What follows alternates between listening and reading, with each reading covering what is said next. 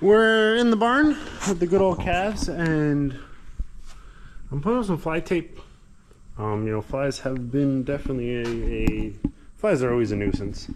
You know, it's something you don't really think about till the summer when they're more active, but we're definitely for the calves. I'm trying. These usually work, as you can see. You know, we've caught a lot. I mean, I just put these up a couple seconds ago, and they're already a bunch on there.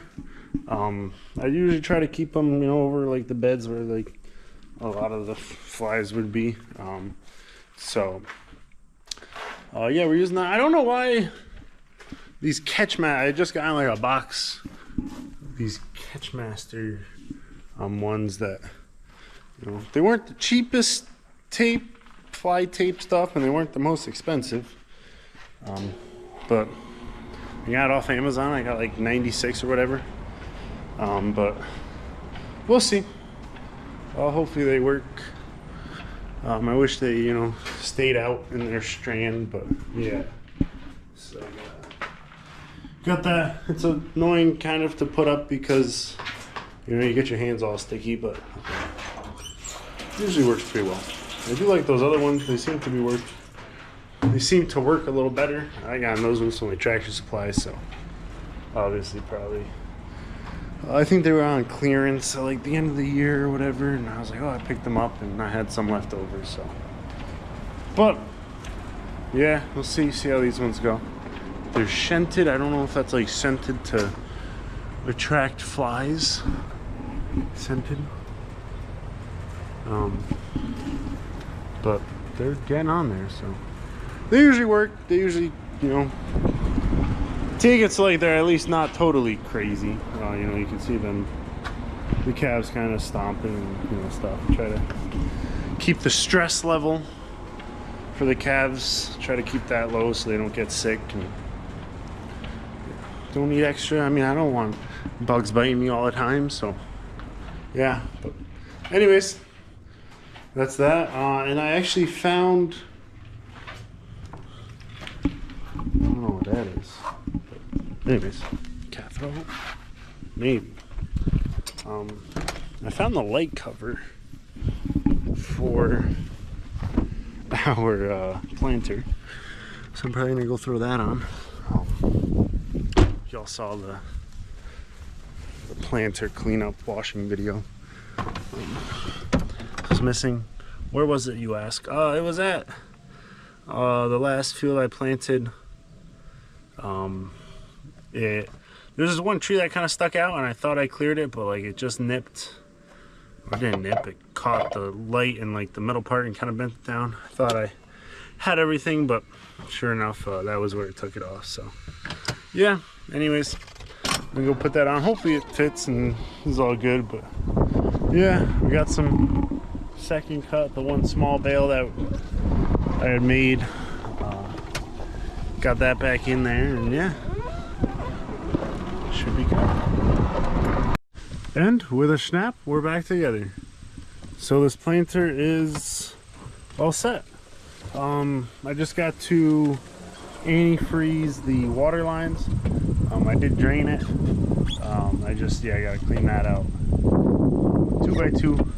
But I didn't want to do that because I was looking at the infrared system, which I still want to do, but I gotta make sure we can, you know, cash flow a building first. That's a little more important. We don't quite do enough acres on our personal side to fully justify an in-furrow at this point in time. But we, you know, with the custom acres, you know, I don't know if I'd really change the price. It might be better. You know, I was debating, you know, having that extra spring pressure, pushing those 2x2s in. It does push quite a bit. And yeah, that would, you know, having the in-furrow, better fertilizer placement and everything, we get a little more weight on the planter. But yeah, anyways, we also, this is where we're at in the barn currently. We got one row and a little bit of first moved. I'm still waiting on the white truck, and like I'll move all the second. Just not efficient on the blue truck doing half loads, half of what the white truck can do.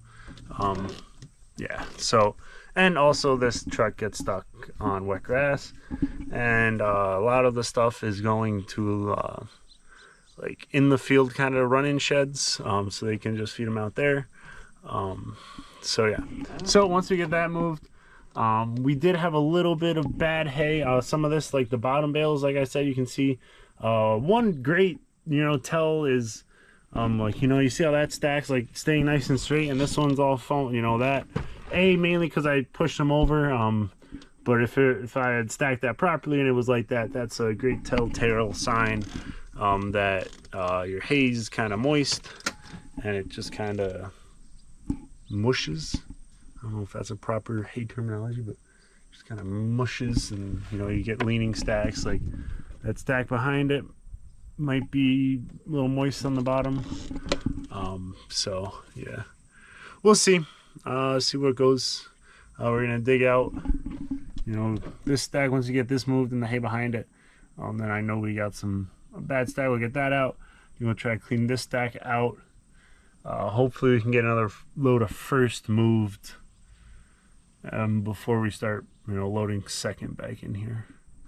But that's kind of a hope. So we'll see. I know there's plenty of first cut out there this year, so it's like crazy to move it, but we'll do what we can. And everybody wants second, but I ain't got nowhere to put it, so I can't. It's like I'll make it, but storage wise, y'all gonna have to store it. So anyways, that's what we got. A lot of people that do have storage, do want second, so I'll get it out to them. So anyways, see you.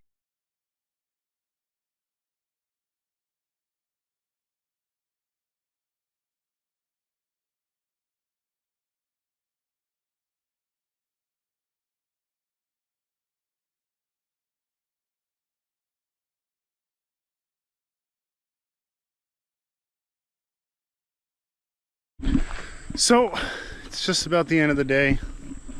Sunflower patch is looking great. Hannah's closing that up. Well, we still got a little bit of time, but I just was out gathering up signs and feeding, getting everything else set so you can just clean up and head home, because it's been a long day. And I saw, so this is where I cleaned the planter. But look, so here, there's a little bit of the mud from all the mud and stuff that came off the planter, but we got a couple little, this one got ran over, but some corn plants coming up.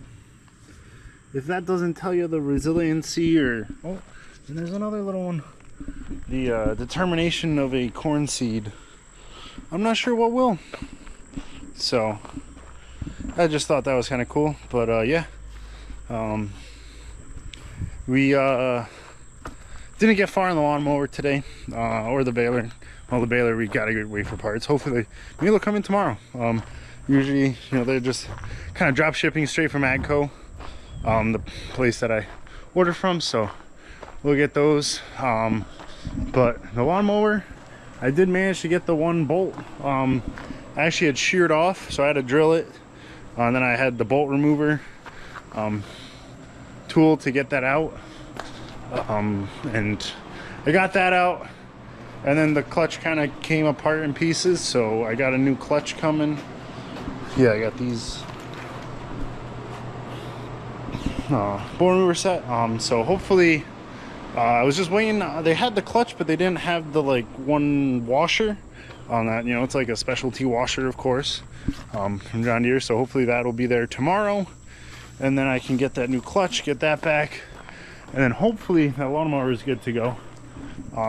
That lawnmower lift is OSHA approved. Yeah. No, anyways. Yeah, besides that, it's been hot. Back in another stretch of 90 degrees, so we're working. I guess we're just not working as hard. And it's like thunderstorms every afternoon for like 40%, so it might, this is gonna be another week until I think next Thursday is like when it finally clears off. Now every day's been 50%. Have we gotten any rain? I think so. I mean, we got a little sprinkle last night, would have killed, you know, the quality of any grass. No, but I'm not gonna mow hay when we're that percentage, so gonna wait till it drops at least like that 40. If it's 50% or higher, that's a risk I'm not really taking. So once it gets under that 40 mark, I think like that 40, once I see that 4, I'm like, maybe I'll risk it. So anyways, that's what's up. And yeah, we're going go from there. Y'all check out what we got going on. I also want to show you guys these fly strips. So we do a pour on for the big girls for flies. That kind of works. We haven't seen it working as well. We do change. You know, we go from, I can't think of all the names right now, but look at all these fly strips. These I think I videoed when I put them up yesterday, full. These I put up this morning, half full. You know, I mean, these were the day before, the other two days before. You know, we are gonna clean them up. Don't worry, we don't just leave them up and everything. But you know, it has seemed to, you know, have taken out a good bit of flies, just to try to keep them off the calves.